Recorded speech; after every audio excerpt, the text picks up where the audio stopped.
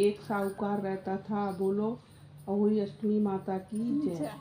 उसके 7 लड़के थे। दीपावली के से पहले साहूकार की स्त्री घर में लीपा पोती के लिए मिट्टी लेने को खदान में गई और खदान से कुदाल से जब मिट्टी खोदने लगी तो उस तो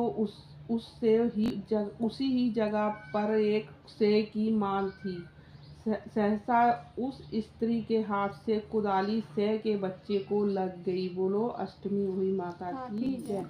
जिससे सेव का बच्चा उसी समय मर गया। यह हत्या हुई देखकर उस स्त्री को बहुत दुख हुआ, परंतु अब क्या हो सकता है। वह स्त्री पश्चाताप करती हुई अपने घर आ गई। बोलो अष्टमी हुई माता की जय। कुछ दिन के बाद उस स्त्री का लड़का मर गया। फिर दूसरा और तीसरा, अर्थात 1 वर्ष में उसके 7 लड़के मर गए। बोलो अहोई अष्टमी माता की जय। इस पर वह स्त्री रात दिन अत्यंत दुखित रहने लगी। एक दिन उसने अपने पड़ोस की स्त्रियों से रो रो कर कहा कि मैंने जानबूझकर कोई पाप नहीं किया है। हाँ, एक बार मैं मिट्टी खोदने को खदान में गई थी। जब मिट्टी खोदने से सहसा मेरी कुदाली से एक सेव का बच्चा मर गया था। बोलो अष्टमी माता की जय। कभी से 1 वर्ष के भीतर भीतर 7 लड़के मर गए।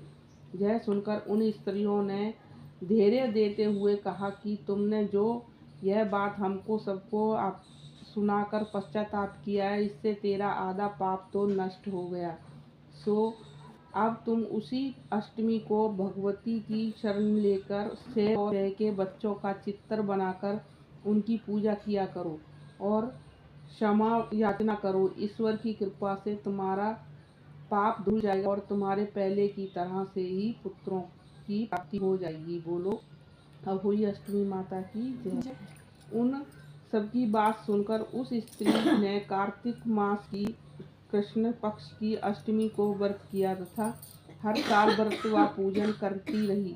फिर उसे ईश्वर की कृपा से 7 पुत्र हुए। तभी से इस व्रत की परंपरा चली आ रही है।